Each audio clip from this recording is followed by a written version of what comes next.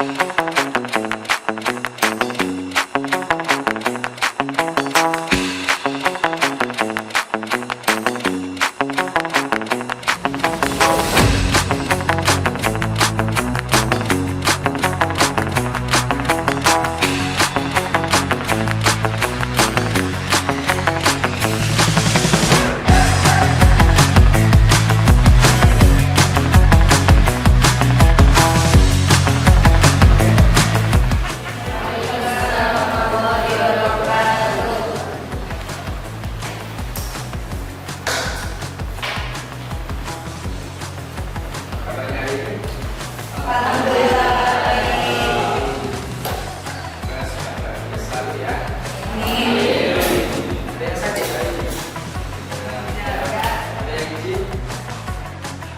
Assalamualaikum warahmatullahi wabarakatuh. Apa kabarnya hari ini? Semoga kita bahagia selalu, karena orang bahagia itu pasti sehat. Dan sehat itu kuncinya adalah bahagia. Oke, untuk pertemuan yang ke berapa ini? Yang keempat atau kelima? Kelima. Untuk kuliah Sosiologi Komunikasi pertemuan kelima, kita akan mendiskusikan kaitan dengan masalah-masalah sosial dan media. Ya, nanti seperti biasa di akhir kita mendiskusikan sebuah sebuah studi kasus terkait dengan materi ini. Ya, nanti akan saya tampilkan terkait dengan tema-tema yang ada di pertemuan hari ini. Oke, baik. Untuk pertemuan kali ini membahas kaitan dengan masalah-masalah sosial dan media massa. Apa sih masalah sosial itu dan apa sih media itu seperti apa? Nah, ini ada beberapa definisi kaitan dengan masalah sosial. Ya. Masalah sosial itu kondisi yang merugikan masyarakat atau sekelompok individu dan membutuhkan penyelesaian. Media, peran media itu seperti apa sih? Nah, ini sangat penting sekali. Media itu sangat berperan untuk menyebarkan informasi dan membentuk persepsi publik terkait dengan isu-isu global. Nah, ada beberapa seperti ini yang bisa dikatakan sebagai masalah sosial dalam media. Artinya tayangan yang ada di media, ya, seperti tayangan kaitan dengan mistisme dan tahayul. Apa itu mistis? Ada yang tahu mistis? Mistis itu kaitan dengan, ada yang tahu? Nah, jadi mistis ada yang mistis semi sains, ada yang mistis yang fiksi, ada lagi mistis yang horor. Dan ini tayangan-tayangan yang sering ada di media, ya, entah itu media medsos ataupun media televisi. Nah, tayangan mistis dan tahayul. Tahayul itu apa? Tahayul? Nah, tahayul itu adalah sesuatu yang biasanya itu tidak masuk di akal, tidak dipercaya. Nah, eksistensinya tidak dipercaya. Nah, ini ada beberapa. Pertama adalah mistis semi sains. Ya, film-film yang kaitannya dengan fiksi ilmiah, ya, berbicara kaitan dengan bentuk misteri yang ada kaitannya ilmiah, walaupun tidak rasional, namun secara ilmiah itu mengandung kemungkinan kebenarannya. Nah, kalau kita lihat di tayangan film Deddy Corbuzier itu menayangkan apa? Sulap. Nah, sulap itu bisa dipelajari atau tidak? Nah, bisa, ya, ada ilmunya, ya, ada triknya. Makanya banyak sekali orang yang melihat tayangan-tayangan itu justru dijadikan sebagai modal untuk merugikan orang lain. Makanya orang yang menonton tayangan Deddy Corbuzier, ya, yang di stasiun televisi, ternyata digunakan untuk hal-hal yang negatif. Contohnya apa? Contohnya kaitan dengan penipuan. Itu kan merugikan, dan ini kalau dalam sudut pandang sosiologi ini bagian dari tayangan yang mengandung atau masalah sosial. Oke, Nah, ini fiksi, mistis fiksi. Ya, mistis fiksi itu film hiburan yang tidak masuk di akal, ya, atau hanya sebuah fiksi yang difilmkan untuk menciptakan dan menyajikan misteri, suasana mencekam, kengerian, ya, kepada penonton atau pemirsa. Contohnya film kartun, ya, film kartun yang dulu kita pernah tonton, ya, contohnya adalah kartun apa kalau bisa terbang? Superman. Nah, itu secara tidak langsung akan memberikan pengetahuan kepada anak-anak bahwa dia ada keinginan untuk menjadi Superman, ya, sehingga dia ngambil sarung, diikatkan di leher, terus loncat, kan. Nah, tanpa disadari, ya, tayangan-tayangan itu bagian dari tayangan yang mengandung masalah. Kenapa? Karena ternyata ditonton oleh anak-anak, ya, tanpa disadari bahwa anak-anak itu menonton, terus dia melakukan seperti yang ada di televisi. Yang selanjutnya adalah mistis horor. Nah, dan ini yang banyak di film-film di negara kita, kan, atau bahkan kita nonton film-film yang dari luar, kan, ya. Nah, ini banyak sekali kayak misal kisah nyata atau film dunia lain. Nah, sudut pandang sosiologi itu juga bagian dari permasalahan yang apa?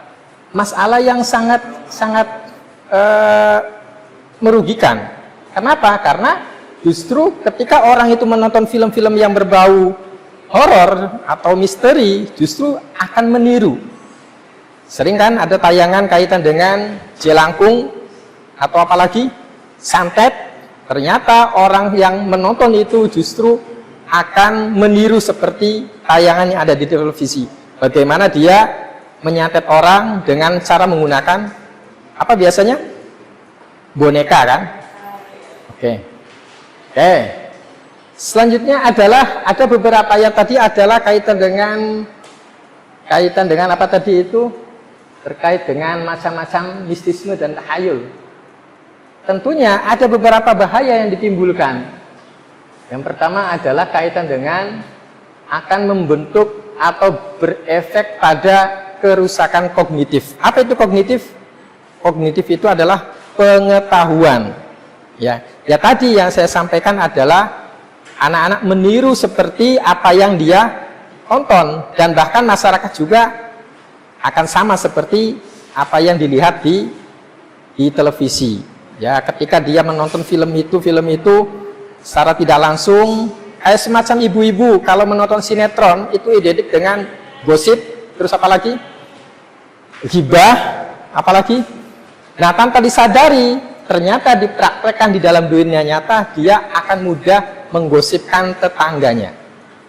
Nah, itu kan bagian dari masalah, sehingga ternyata bahaya dari tayangan-tayangan tadi adalah membentuk kognitif atau pengetahuan ketika dia selesai menonton. Ini juga dijadikan sebagai masalah sosial dalam media. Yang pertama, yang berikutnya adalah kaitan dengan pelecehan seksual dan porno media. Oke. Nah, masalah berikutnya adalah kekerasan perempuan di media massa. Ya, pertama adalah citra kekerasan perempuan. Kalau kita lihat, ya, di pemberitaan di televisi, banyak sekali, ya, masalah yang muncul kaitannya dengan perempuan. Apa buktinya? Sering kita melihat berita adalah seorang perempuan meninggal dunia dibunuh oleh lawan jenisnya. Seorang perempuan dilecehkan karena ada salah paham misal, atau seorang perempuan menjadi KDRT dari suaminya. Tanpa disadari, ya, orang-orang yang melihat pemberitaan itu atau tayangan itu, dia akan melakukan seperti apa yang dia tonton. Seperti berita ada seorang perempuan yang dimasukkan di dalam koper setelah dibunuh dan bahkan setelah diperkosa, ya. Nah, tanpa disadari, ya, orang yang menontonnya, ya, kaum laki-laki, dia akan meniru karena sudah masuk ke ranah kognitifnya dia. Bagaimana setelah dia membunuh perempuan terus tidak bisa diketahui jejak digitalnya misal, makanya dia Ada yang kan digital itu bisa diketahui dari apa ini? Sidik jari, ya sidik jari. Nah, ada yang sampai merusak sidik jarinya. Ya, tapi dalam ilmu kedokteran itu bisa diketahui macam-macam ya. Bisa dari rambut, bisa dari apalagi darah, kan bisa diketahui. Oke, yang berikutnya adalah kekuasaan laki-laki atas perempuan. Ya, banyak sekali pemberitaan media massa yang umumnya adalah memberitakan ruang publik laki-laki. Jarang sekali yang ditontonkan adalah perempuan. Kayak misal di ruang politik, militer, olahraga, semuanya itu adalah laki-laki. Oke. Selanjutnya adalah bagian dari masalah sosial dalam media adalah pembunuhan karakter. Nah, sering sekali di dalam media ya menampilkan orang-orang atau mengadili seseorang yang kalau di dalam bahasa hukum itu dia belum tentu bersalah, tapi karena adanya pemberitaan di media, entah itu bentuknya dalam berita ya, kalau selain berita itu muncul, justru langsung dihakimi, langsung menghakimi, padahal orang dikatakan tersangka atau terdakwa ya, itu hanya yang bisa memutuskan adalah pengadilan. Tapi karena sudah di-shoot atau sudah diberitakan, sehingga orang itu merasa bahwa dia itu sebagai pelaku kejahatan, entah itu bentuknya mencuri ataupun bentuknya misal kesalahan-kesalahan yang mungkin belum tentu dia bersalah. Nah, ini salah satu masalah sosial dalam media. Oke. Selanjutnya lagi adalah tayangan dan pemberitaan yang tidak bermutu.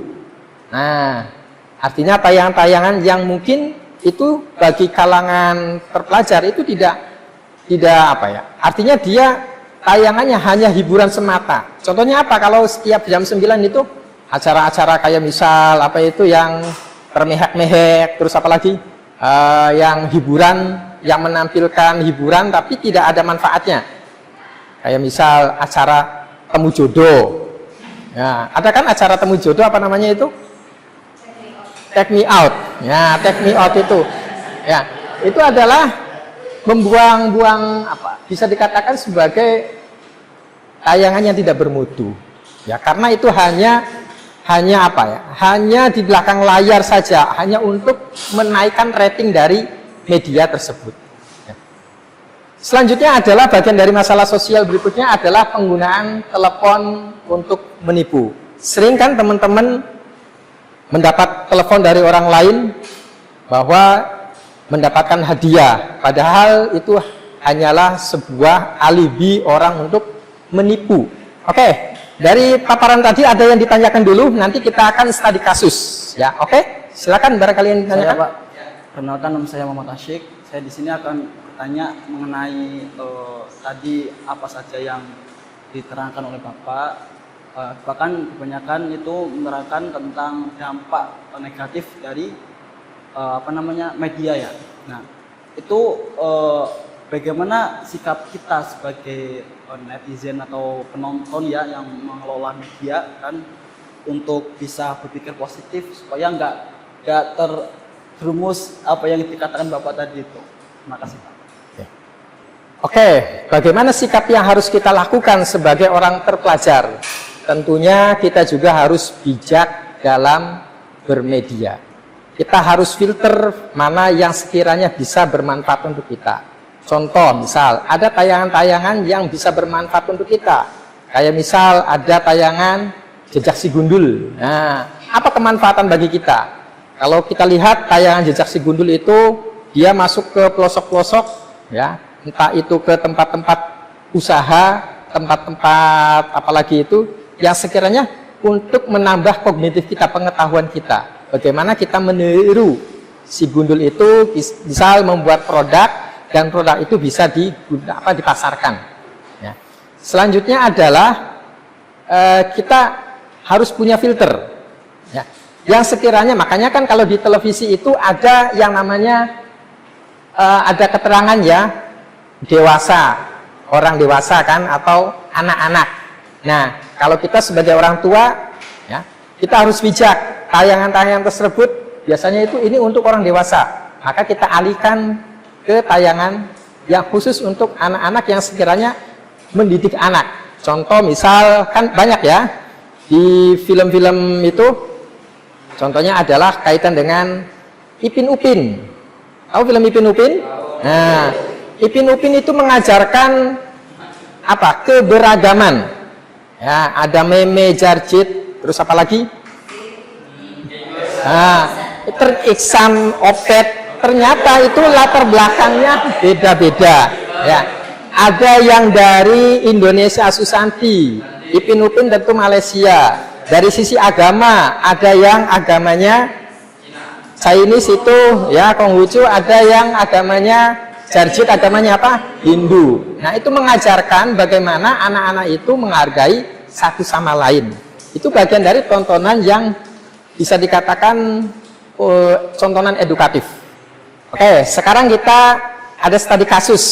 Ya, studi kasusnya adalah kita melihat tontonan yang kaitan tontonan itu adalah film, ya, di mana film itu menggambarkan sebuah adegan, ya, adegan itu isinya adalah film, misalnya film atau iklan, ya, iklan sabun misal, iklan sabun yang menonjolkan wanita misal. Nah, bagaimana kita menyikapi dengan tayangan tersebut? Bapak, saya mau jawab. Nama saya Devia Sylvia Pila. Jadi kan itu kan kasus tadi kan mengenai iklan sabun ya untuk perempuan gitu.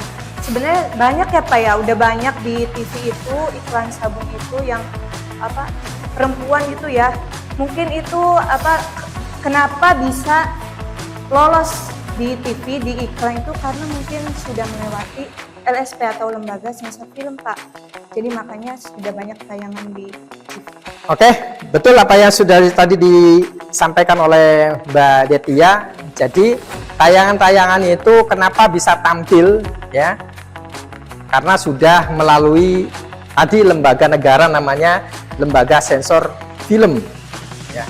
Jadi tayangan-tayangan itu bisa berseliweran di televisi yang sering kita tonton, tapi sudah melalui sensor film.